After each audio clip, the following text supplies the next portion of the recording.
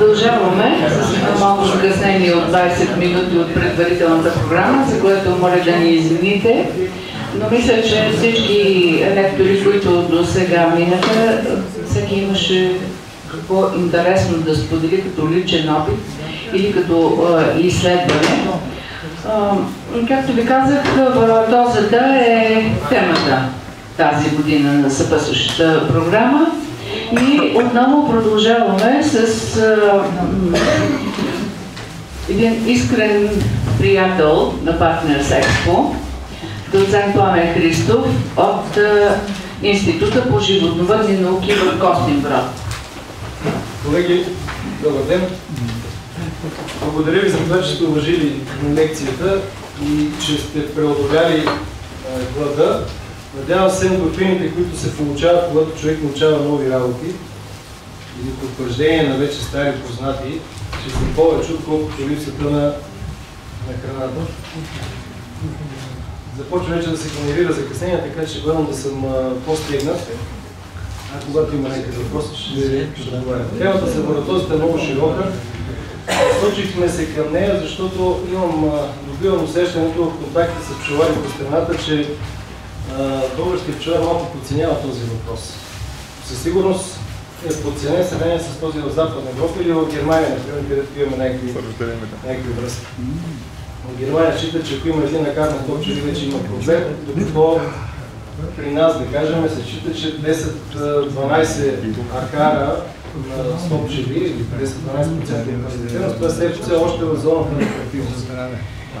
Акарите не само изпощават пчелите, като им смучат хемолимфата, пренасят много заболявания, които на фона на едностранно хранене, да кажем, при тропикалните земеделски райони, може да се хранят изключително големи проблеми.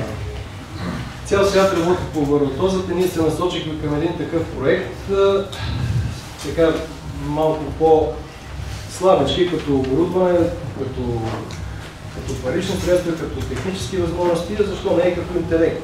Цял свят, светли нове работи. Проблемът е това, което забелязвам, е, че когато учените дават някакви препоръки, това са от гледна точка на биологията, издържание или на ветеринарната медицина, а когато това започва да се прилага на практика, тогава приоритети придобиват други неща, например колко време ще се отдели, как ще се прилага някое лекарство, дали трябва да се отваря кошер и така нататък. Тоест, погледа на лечението на тази болест отдолу, от гледна точка на пчелари. В тази връзка, за тези, които виждам, че се прави запис, за тези, които нямат да имат време да гледат лекцията, не ги отличаваме да стоят един час в екраните. Съвсем сбитичко, само ще кажем, че целите на проекта са няколко, но основното беше да изпитаме няколко от навлизащите на пазара вносни биогенни лекарства на базата преди всичко на етерични масла, които влизат с голяма реклама, влизат с голяма и така научна подкрепа по принцип, че те действат. Няма да казвам имена, защото първо резултатите са съвсем първоначални, второ целта ни не е да правим реклама или антиреклама, не е да съсипваме бизнес или да процъфтява, просто да преценим кое как става. Лекарствените препарати ще представим само на базата на активните им вещества. Ако някой се досети какви са те, това е вече негова работа. Това, което най-силно ми направи впечатление, което за тези, които искат да чуят нещата в резюме, ще кажем, че изпитвахме 6-7 препарата на моя пчелин, за който отговарям 4 от тях. И се оказва, че те не действат. Действат много слаба посока, някои от тях даже като че ли стимулират акарната популация, защото вместо да се наблюдава намаляване, наблюдава всъщност обратно. Има по-високо, колкото преди третиране. На този фон има една аржентинска смес, тя във Фейсбука беше коментирана, има там приятели на групите. Това е сместа на глицерин и оксалова киселина. Макар резултатите ни да не са еднопосочни, има известни, така, ще ги видим после, но това е единственото средство, което може да доведе третирането до крайния резултат без никакви проблеми. Освен това, то може да се използва целият сезон и попълва тази празнота за третирането през август месец, когато жегата е голяма и когато магазините са още по местата на кошерите и не може да се използва друга тежка химия, каквото не бива да се използва по принцип. Това в резюме.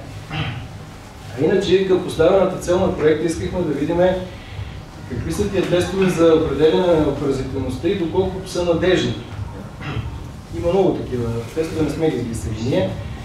Създадохме така или иначе някакъв свой тест, способ за тестване, по който има няколко важни предимства, по-нататък ще се спреме. Интересното беше за оксаловата киселина, всеки е слагал есенно време. Масовата препоръка е, че се прави разтвори и се поливат между рамията. Когато поправим това нещо, обаче се забелязва, че поливането прави едни голями едри капки. От оксалова киселина водата има лоша мокреща способност, знаем тая работа, има голямо повърхностно напрежение и често пъти тя просто си минава на голями капки между пчелите и пада на дъното. А целта е да отиде по пчелите всъщност. Следващата година направихме захарен разтвор. Оказва се, че там, където е паднал захарния разтвор с оксалова киселина, той стои непокътно. Даже едната година беше тестирана есента, на другата при първите пробватни прегледи тя се стоеше там. Следващата година го пробвахме с мед. С меда нещата не са много ясните, има в литературата такива публикации и препоръки да се прави, само че в меда има и много соли и се получава една утайка, част от киселината реагира с тях, вероятно намалява активността й. Но най-важното е, че капките с лечебни сироп продължават да си стоят по рамките, където са паднали и да се стичат надолу. Това нещо ни наведе на мисълта, че може би този начин на прилагане на оксаловата киселина не е най-добрият и решихме да го изпитаме. Изпитвахме два технологични метода. Много любопитно. Единият е там, където се вади прашец. Съвсем логично да предположим, че пчелата, като се мушки през тесните канали на прашецеловителната лента, някои от акарите ще падат, ама дали това е вярно? Насякъде пишат в технологичните средства за борба и мрежестото дъно. Част от акарите, казват даже 30-40, в един момент от живота си се изпускат от пчелите, падат на дъното и там, ако има пчели, ще се качат отново и паразитивността продължава да е същата. Само че ако не могат да се качат, т.е. ако има мрежа, би трябвало да се очаква, че наличието на мрежещо дъно може да намалява от само себе си. Този номер дали е така обаче? Както тук на последно място има нов способ, нови способи, те са много, но един от новите способи е озвучаване на кошера. Пчелите в кошера се подлагат на инфразвук с точно определена честота на трептене, на принципа, да кажем, на кучегона. Знаете, чували сте за това нещо, където звуци, които кучето чува, човек не усеща и не реагира. Така подобно при пчелите. Има една тестен такъв диапазон, в който акарите се чувстват силно безпокоени, а пчелите почти по никакъв начин не могат да се разбере, че реагират. Трябва да се върнем малко за тестовете за опаразитяване. Трябва да кажем, че това нещо е вече неминуема част от грамотната практика на пчеларство. Защото има много голямо вариране в пчелините и в отделните семейства за опаразитяване. При положение, че имаме устойчивост, резистентност на акарите или при положение, че имаме адекватна борба с него, с акара, може да се наложи някъде да се пропусне третирането. Например, ако свършим на работа през есента, няма да се наложи да се прави това нещо през пролетта. Няма смисъл да обременяваме пчелния организъм с допълнителна химия. Дори най-безвредните работи, каквито са, да кажем, минават органичните киселини, които се използват, водят до свои последствия, които в определена степен могат и правят промени в живота и в физиологията на пчелите. Класическият способ е чрез опояване. Професор Бурбова е тук. Тя беше споменала в една лекция, че освен етер и хлороформ, които са деликатни вещества за боравене, за масово боравене, защото етера, да кажем, ако се чупи бутилката, от само себе си в един момент достига една самозапалима концентрация в лабораториите, които се работят с диетилов етер. Това нещо се знае, се взимат предпазни мерки. Хлороформа няма точно такава способност, но той пък много лесно лети. Човек, като си купи 1 литър сега зимата, до лято, когато му потреба, може да не намери нищо в бутилката. Може да се използва опояване и с други работи. Например, разредителите за боя, примерно, колестерин или нещо такова. Смисъл е, взима се една пита, кръска се в найлон бик, от него се взима определена доза пчелички, там се пъха памуче или парцалче напоени с това, което ще ги опояват. Целта е да се обездвижат пчелите и да се обездвижат и акарите. След това технологията е лесна. Бориме умрелите или опоени пчели, а след това бориме акарите. почнаха да го правим така, оказа се, че винаги някакъв процент акари остават залепнали по тялото на пчелите. Причината е в това, че обикновено пчелите, които се вземат, имат някакво количество храна в стомачето. Било нектар, било мед, нещо такова.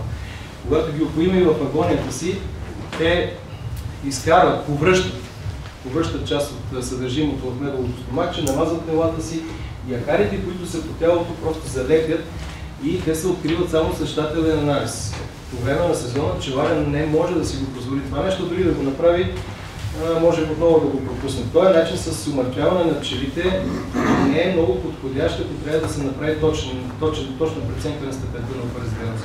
Скоби следва да кажем, че етер и хлороформа биха могли да упоят пчелите, след това те да се съживят. Само че този номер, когато се прави тест за акар, не става, защото всичко трябва да бъде в достатъчна степен обездвижено, за да не пречат, да сме сигурни, че са паднали акарите и тези упоени пчели, след това се съживят 10%, които пълзят и вероятно загиват. Този начин не може да се счита за много точен. Опушването с прахообразни средства, в случая се касае за пудра захар, с много финно смляна. Може вероятно да се използва и брашно, но захарта е по-близо до биологията на пчелите. Слага се в една кутия, отмерено количество, някакво количество ориентировъчни пчели. След това старателно енергично се разтръсква, така че пчелите да се напушат добре с прашинките. Пускат се, пчелите се излитат, а на дъното остават акарите. И горе-долу, като на око можем да преценим, тук има акари, там няма акари. Този метод е алабала, защото всичко е на око. Обаче може да стане много по-точен, ако имаме една обикновена везничка, на която може да измерим 10, 20 или 30 грама пчели, колкото да дойдат, няма никакво значение. Умножаваме по 10 и това ориентировъчно дава броя на пчелите. И тогава няма никакъв проблем. Намерили сме 10 акара на дъното, 10 акара делено на броя на пчелите и е равно по 100% от паразитност. Този метод може да се използва и е сравнително лесен. Проблемът тук е, че, както и при предходния метод, че трябва да се манипулира с пите. Трябва да се отвори кошера, трябва да се извади питата. Много интересно е, че всеки може да се извади откъдето се иска. Презумпцията е, че колкото една пчела по-дълго време е живяла, толкова по-голяма вероятност има да е опаразитена, да е хванала акар. Затова се прави пчелите за тестването се вземат от първата пита до пилото. Първата пита до пилото. Прашеца, да кажем, там с месеца има и по-млади, има и по-стари пчели. По погрешка лятото на няколко кошери обаче взехме, на един ден сме взимали проби, на другия ден сме ги записали, взехме отново. И после като видяхме пробите, се оказа, че сме взели два пъти. И какво очаквате, че се получи? Моля, равно количество. Голяма разлика. И не е едно и също. Не може един кошер с някакъв процент от паразитен да може да получиш 12%, после получиш 8%. Това, което получаваме, не сме сигурни, че е така. И взехме от входа, запушиме прелката и като се събере такова с една прахосмокачка, обереме пчелите отпред. И там се оказа, че броя на акарите е по-постоянен. Почти един и същи процент. Почти един и същи процент. Паразитено се получава. Най-сериозният метод, в който се получават най-точни резултати, е умъртвяване на пчелите. И при другите случаи, и първи се умъртвяват, ама тук се умъртвяват. Даже казват на студена вода, след това включваш на котлона, бавно да се сварят пчелите, жестока работа. Други начин е директно във врелата. Да? Тук представителите на ветеринарната наука казват, може в спирт за горене, може в 50% спирт на горене, може и във вода. Просто трябва да се отдавят пчелите. Това не е толкова важно. Важно е след това пчелите добре да се изжуркат и да се подложат на силна струя вода и на ситно сито, за да може акарите, които се отделят от тялото им, да бъдат уловени, да могат да се регистрират. Проблема при този метод е, че е много бавен. За да има по-висока по-точност на резултат, трябва да са над 100, да кажем 200-300 пчели, което и за пчелина си е доста.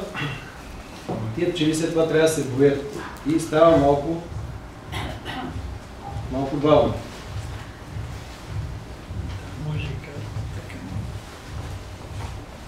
Патентовахме, излезе патента и сега му взехме свидетелството на метод и уред, при който пчелите се вземат с вакуум определеното количество, то е дозирано, като има мерителна такава решетка, а след това се подлага на термична, комбинирано термично и химично въздействие на мравчената киселина. Тези са два способа, които не дават резистентност и можем спокойно да сме сигурни, че тези екари, които ги има, ще паднат.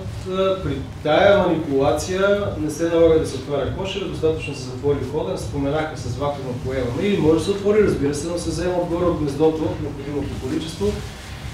Проблема за осъществяването му на практика беше единствено, че трябва да се направи електронен брояч, така че пчелите, които излитат, след това брояча да ги преброи. Ние не можем да го преброим. За да ги преброим, трябва да ги опоим, или сме ги убили половината, ако не всички. Споменахме, че няма да се занимаваме с търговските наименования на препаратите. Ама те са така и вижте колко добре изглеждат. Мащърка, кориандър, ментър, пелин, хвойна, ела.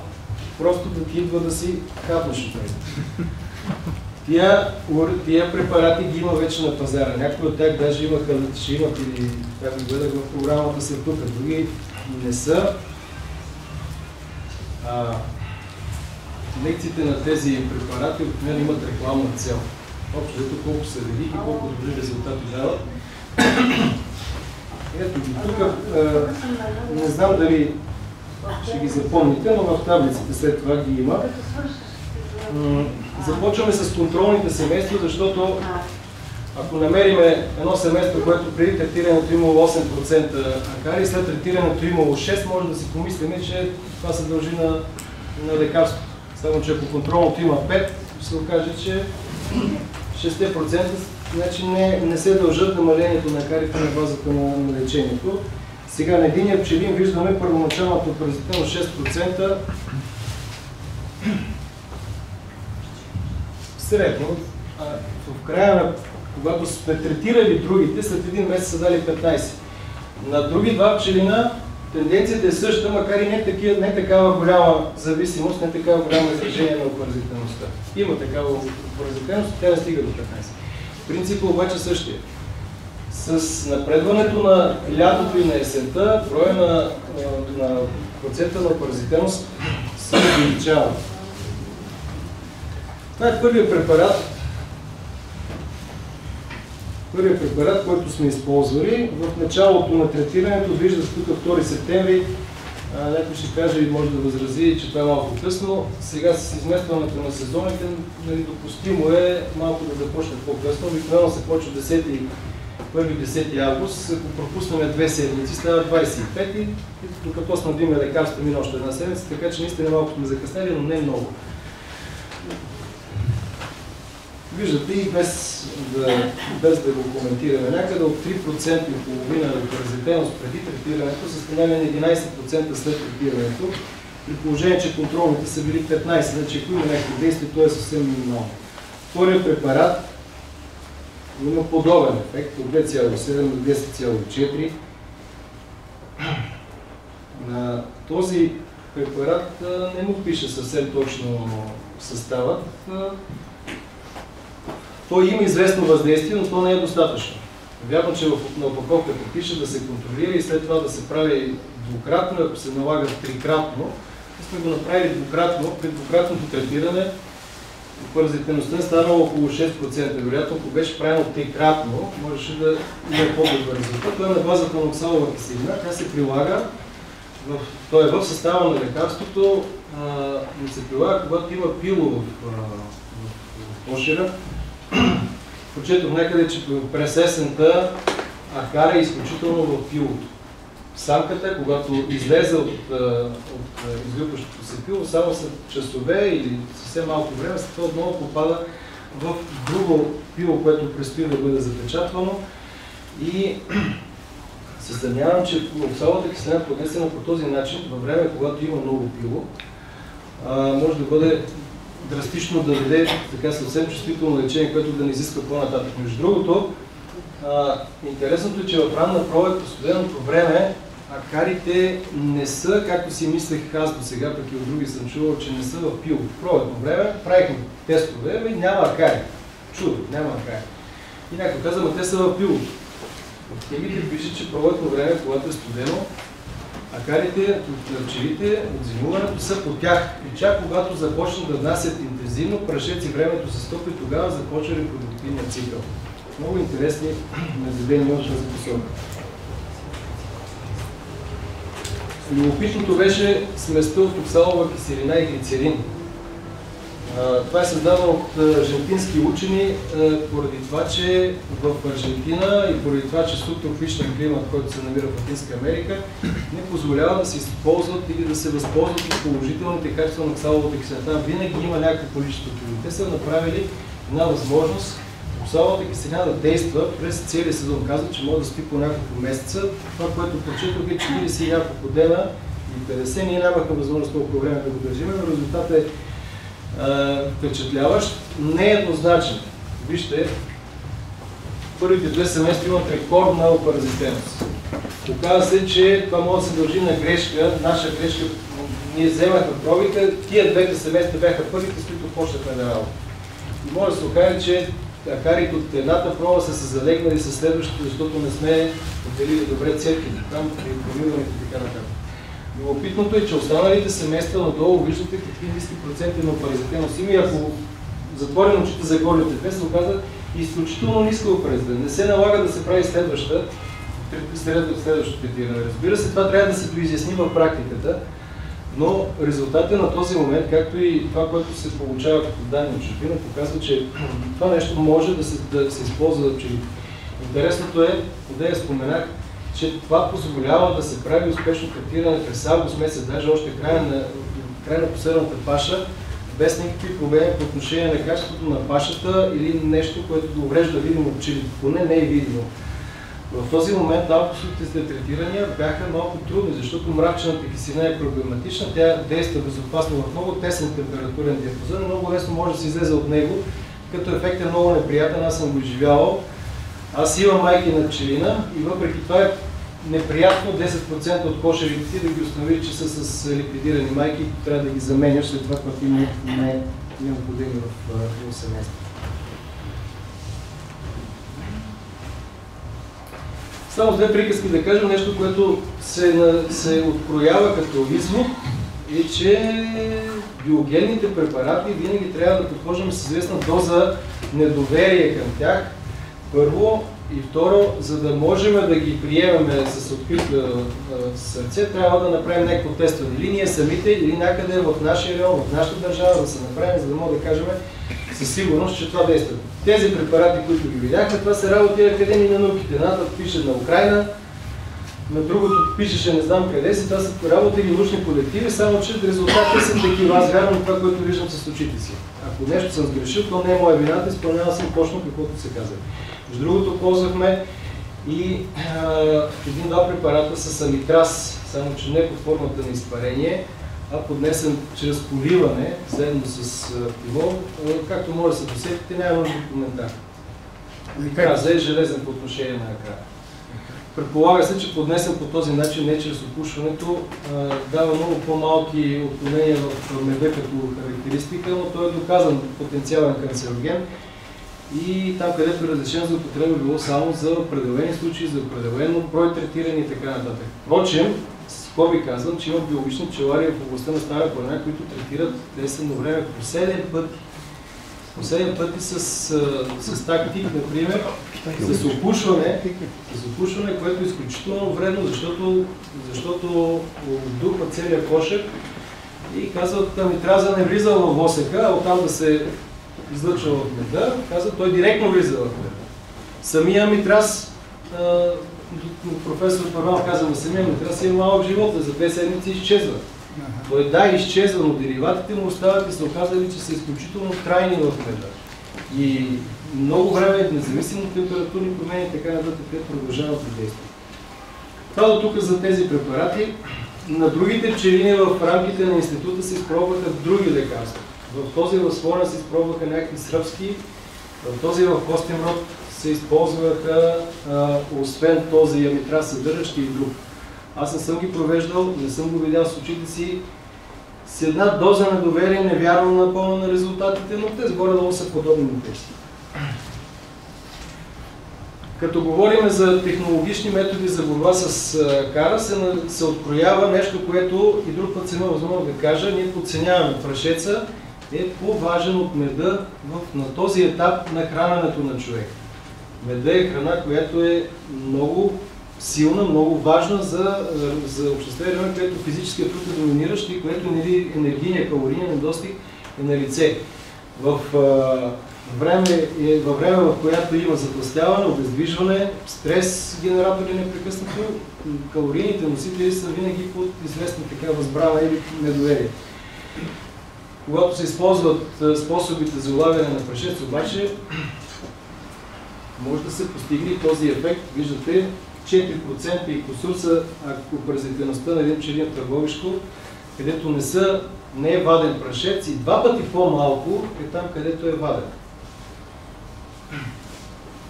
Мога да ви препоръчам нищо, искам да кажа, че този, който използва прашеца, би трябвало всеки пчелар да има някакъв контингент в собствените си кошери, поне най-малкото за консумация от семейство, който може да се ползва подобен тип. Влиянието на мрежестото дъно тук не е много показателно, но се спешихме да го дадем. Предишни изследвания, предишни случаи, на които има кошери с мрежестото дъно стояли цяла година, такива, които не са. Няма съществена разлика. Сега вярно, че тия с мрежестото дъно са само 3 и статистическата достоверност на тая разлика няма. Те са по паразитността една и също. Дали ще е на мрежестото дъно или не. От 15 и от 16 години имаме наблюдения, които показваха даже, че мрежестите дъна, кошерите с мрежестите дъна, даже имат по-висока степен на паразитеност. Мрежестото дъно само по себе си не може да намали паразитеността. То трябва да се съчетае с някой друг фактор, да кажем най-примитивният, прахообразния, който да накара да паднат на карите. Тогава вече моделири са от тялото на пчелите, вече могат да действат. Споменах в увертюрата, че оксаловата киселина като окончаващо третиране буди малко съмнение. Затова изпитвахме няколко способа и преценихме ефекта. В този тук, на този пчелин, цяла есен го държахме до средата на октомври, докато е чест за пилото, без да го третираме, за да имаме радостта да видим влагането на оксалова киселина какъв ефект ще даде. Трябва да ви кажа, че впечатляващ ефект. Наливаме. Разпараме разтвора, поливаме, вярно, че казват по 5 мл, понеже се съмнявам, че тия 5 мл на междувреме ще действат, вероятно съм слагал повече. Не, вероятно със сигурност съм слагал повече, ама съм убеден, че и други го правят. Така че да има какво да падне и да се разпиде на дъното, така че да има какво да подейства. Любопитното беше какъв ще бъде ефекта на оксаловата киселина, когато изпаряваме, защото нейното влагане е изключително технологично. Няма нужда да отваряме кошера, няма нужда да непрекъснато дозираме, предозираме, да разливаме и така нататък. Става вече на време към прялката и с пушалката пушим. Ефектът тук е малко по-малък, обаче тия 14% там може да се дължат на някакъв друг фактор. Резултатите са първоначални, не са еднопосочни, не е 2 и 2 е 4, винаги има някакви половинки, които са допълнителни. Но ако го махнем това нещо, или ако решим, че това се дължи на някакъв друг фактор, може би имало пило просто, процента от 2,6 ще отиде под 1%. Това е да покаже, че опушването, влажното опушване, значи има опушване, което се слага 2 грама на изпарителя, включваш на акумулатора, чакаш 2 минути и тя се свършва работа. Само че като имаш 100 кошери, чакаш по 2 минути на кошер, това става лесно само като го казваме. Почна да го правиш на втория кошер, вече ти го отдуши. Оксаловата киселина има проблем с температурата. Това е въпрос на някаква степен изяснен. Когато се изпарява на висока температура, се получават деривати на оксаловата киселина. Получават се мравчена киселина и там още нещо, сега в момента не се сеща. Да, и някакви въглеродни газове, които въглероден окис или двуокис не можах точно да запомня. При влажното вкарване, при влажното изпарение, тук се прави разтвор на оксалова киселина с вода. Мислих, че дозата е 2 пъти по-малко от тази, която ние поливаме или пръскваме. Се обадих на този, дето продава. Тук съм махнал да не е реклама, ама това е сърбина, защото техната пушалка е най-хубавата. Изобщо на пазара има такива пушалки, те с най-различна цена, Най-хубавата е онази, която има чорапче около спиралата за нагряване, защото при вятър тя държи и разпределя пламъка равномерно. Това чорапче от тънката мрежа, всеки полъх на вятъра разнася пламъка наляво и надясно и ако ветровито времето, спокойно може в един момент да се окаже, че температурата не е достатъчна, за да вкарва дима. Това прави справка с сръбските производители и се казва, че грешката е вярна. Количеството на оксаловата киселина е 2 пъти по-малко, отколкото нормално тази, която попада в кошера, когато полива. Въпреки това, действието и е изразена, като пак се запазваме евентуално правото да кажа, че това трябва да се разясни окончателно. Това е ефекта при третирани вече семейства. Значи ние сме ги лекували с някои от апаратите, намалила се някаква степен от паразитивността, след това сме изпарявали, опушвали с тази пушалка. Виждате 0,35. Освен поливане, един много примитивен разновидност е чрез впръскване. Дали това ще бъде с принцовка, дали това ще бъде с италианците, имат едни туби, които имат ръкохватка и които автоматично дозират количеството, което да попадне в разтвора. След това при натискане просто една струйка. Това може да се постигне с най-обикновено шише от минерална вода, което е пробита капачката. Вярно, дозировката е малко отива на вятъра, обаче горе-долу половин литър, като му хване човек челона, горе-долу се спазва. Въпросът е лечебният разтвор да попада под напор и не на самотек капката да минава между пчелите и да отива на дъното, а да напръска пчелите. Ефекта, казвам, виждаме ето този и предходния, горе-долу приблизително. Значи дали ще ги опушваме, дали така ще ги пръскаме, ефектът е също. На този етап считам, че влагането на оксаловата киселина, по който и да е начин действа. Вярно, че тази поливането не е много убедително и вероятно съм предозирал, за да се получи този ефект, но така или иначе крайният резултат се вижда.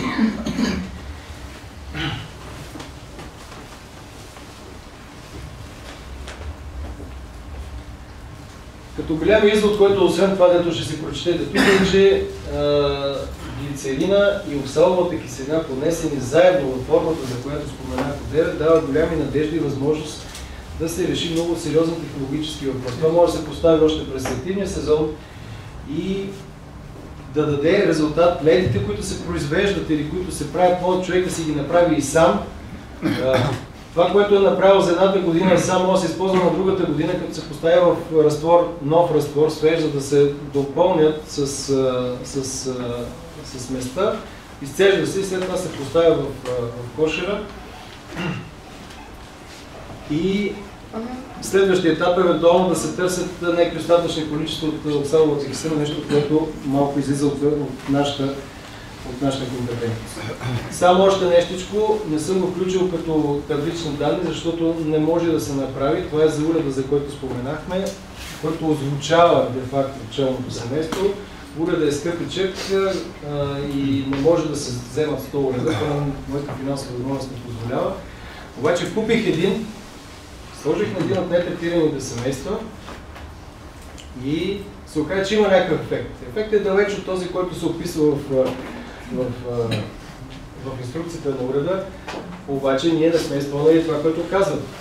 Изобретателите на уреда твърдят, че кошера трябва да се озвучава тогава, когато гнездото е компактно, възможно по-малко, така че звука, който попада, да може да попада на всички пчели. А ние го правихме с една пера и повече, с един корпус с мед отгоре, гнездото е под него, съвсем естествено да се очаква, че влиянието на звуковите вълни ще бъде малко.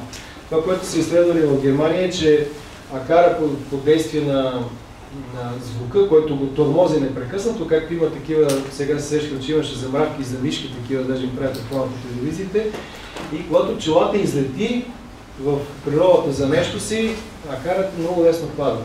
Изследването, които са правили на опаразитивността на тези, които излитат и опаразитивността на тези, които се връщат, е с много голяма разлика, когато семейство е третирано по този начин. Сега, дали този метод ще има някакви негативни страни по отношение на живота на пчелното семейство и на продуктите, които се дават, разбира се, това се доказва допълнително. Няма начин нещо, което да действа в една посока, да не изкривява другите неща, но за сега това се счита, че е безвредно. Въпросът е дали и доколко действа.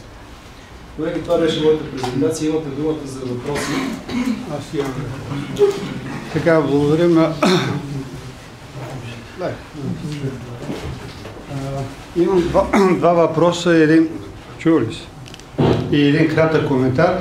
Първо, ако можете да кажете малко повече за патента, след като той е излязъл вече, може да се огласи за там състава на препарата. Второ, дали аржентинската смес или ефекта от нея не се дължи на продължителното време, през което престоява в кошера, там в пчелното гнездо. И второ, според мен това, което вие направихте, сега малко силни думи, но разбихте на пух и прах предишните лектори, които възвеличаваха използването и по-точно липсата на замърсяване в пчелните продукти от използването на амитраза. Това е. Значи, това, което ни се каза, че действително железни са резултатите, много е ефикасен, но пък последиците са много сериозни. И тъй като казаха, че благодарение на киселините в меда, амитраза много бързо се разгражда, а пък тук казахте, че остават деривати, така че ако може коментар по този въпрос. Забравяхме част от отговора, но ще му подсещам. Вижте, аз не съм правил тези изследвания, за да мога да твърдя на това. На пчели, на който съм видял, казвам, това видях, така направих, такъв резултат получих. Сега по отношение на остатъчните количества на кара, това са литературни данни. Има ги в интернет, някои от тях са много сериозни. Казват, че амитраза се оказва един от най-щадящите тежки препарати по отношение на здравето на човека, когато се влага или миша. Най-щадящите по отношение на пчелите, когато се влага. Пчелите най-малко страдат от това, че се използва амитраз. Обаче човека при манипулация, знаете, в началото амитраза беше, когато се натнапят разни парченца от яйчени кори или парченца от плат, слагат в разгоряна пушалка, като почнеш да пушиш, тя се дава един облак около тебе. Така обилно хем се оплескваш с препарата, а хем го вдишваш. След това се появиха тия пушалки, за които видяхме отдеве. При тях също може да се вдиша. Това, което отново повтарям, не мога да измисля друго, е, че самия амитраз се разгражда, не е много чувствителен, не е много траен в пчелната продукция, преди всичко в меда, но може да попадне в прашеца и в пропориса, но неговите деривати са много постоянни. И неговите деривати са онези, които го провъзгласяват като потенциален канцероген. Това вече не ни прави толкова впечатление, защото потенциален канцероген вече е какво ли не. Отцветителите на безалкохолното, детските торти, да им правят снимки на децата, хидроксиметилфурфурала, за който всеки пчелар знае и така нататък. Така или иначе, но ние сме длъжни да се съобразяваме. Казва, че е разрешено само в единици страни и то при точно определени условия, да се третира веднъж в едиква си такава времева зона и така нататък. Ако това, което са казали предишните лектори от някакви съвременни, достатъчно представителни наблюдения, аз съм склонен да ги приема. Това, което аз ви казвам, това, което го имам в литературата. По-скоро рекламни. Моля? По-скоро рекламни. Рекламите много лесно се познават. Когато назовем на търговското наименование и когато правим нещо такова, то е ясно, че се прави с цел да се промотира някакво лекарство. Има такива интересни опити, които са правени, например, опушване на семейство, само че найлон и магазинът е сложен върху найлона. И пушат семейство, след това търсят достатъчни количества в меда и в осека, ама не в семейство, го търсят горе зад найлона. Интересно, че го откриват. Независимо от това, че има найлоните де-факто изолирано едно от друго. Искам да кажа, че амитраза, поднесен по грамотен начин, еднократно или в малка такава доза, малко пъти, действа безотказно. Много висока степен на ефективност може да се реализира. В Балкана, Старопланинския Балкан, няма да уточнявам, че се отнася за Елена, хората така, че там биологични пчелари го използват по 6-7 пъти, при това се хвалят, защото има много добри резултати. Можете да допълня следващото. Значи, в отговор на господин Михайлов, това, което вчера чухме относно апивара, който е там на плаката, е продукт, в който амитразата е вкарана така, че постепенно да излиза и наистина е доказано, че няма остатъци. това, което казаха вчера, не се отнася за това, което правите вие. Значи вие не можете да купите тактик, да го сложите по някакъв си ваш си начин, всеки различен в кошера и да искате гаранции. Но когато говориха вчера колегите от Франция, те гарантират, че от този амитраз няма остатъци в меда и са напълно прави за това. Така че не е истина и това, че в Европа не е разрешено. Има ленти с амитраз, освен апивара и други, които се използват. Нали, извинявам се, че ви засичам, но да знаете, че амитразът е разрешен и е безвреден при употреба по правилния начин. Приемаме професионално Само за процента. разрешено в Полша, Франция и И в България вече. България е регистрирана от миналата година. Да, така не. Има го по националната пчеларска програма. Две части глицерин, една част оксалова киселина на водна баня, бърка се, разтваря се, докато се топят кристалите, а след това в нея се поставят нижни картонени ленти, дълги, 70 см бяха, 30 или 24, 23 плюс 3 някъде 50 см. Това нещо обхваща питата като буквата П. Слагат се поне, те го дадат, когато е през сезона 3 или 4, даже ние го използвахме като две ленти, с някои от кошерите сложихме по 3, което се оказа, че няма разлика. Ефектът е един и същ. Когато се прави късно през сезона, обаче там, където лежат тия ленти, медените запаси пчелите ги изнасят, остават като празно място, което не е много желателно. Колко са широко? Около 3 см. Картона трябва да е дебел. Не става картон от тия кашоните, които се използват, не може това да се използва. Картон трябва да е дебел. Има го във Фейсбука, някъде хората се го... Да се обсъждаш някакво.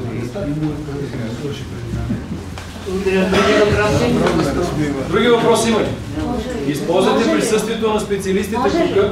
Да. Разбира се. Аз искам да обърна внимание на това, че беше споменато за късно третиране. В никакъв случай не го допускате. Защото преди се говореше 10 август е най-късното време, когато трябва да започне третирането, а сега вече това е 16-20 юли. Да ви кажа от моя опит, много пчелари пращат проби, които намираме, трагинали семействата и намираме много акари. Оказва се, че са третирали само с оксалова киселина и то късно. Трябва срещу акара непрекъснато да действаме с някакъв продукт. А оксаловата киселина да бъде вече окончателното третиране през октомври. Тя е много добра тогава, когато няма пило. Освен това, тя трябва да се прилага на едно поколение пчели еднократно. Така че ако лятото я прилагате, може примерно всеки месец да тестирате, но няма да има ефект, тъй като имаме пило. Есенното поколение ние трябва да го запазим да зимува и затова ви препоръчвам само едно третиране с оксалова киселина. Мисля, че и сръбския лектор спомена това, че тя има много силно корозивно действие, ниско ПК и влияе вредно на пчелите. Благодаря. Благодаря на професор Калинка Бурбулова. Благодаря и на доцент Христов. Мисля, че координатите и ако искате да се свържете с тях, това би могло да стане без проблемно. Института във Фейсбук имате ли страница? Имате. Да, ето има, така че. Така, 5 минути почивка и ще се отправим към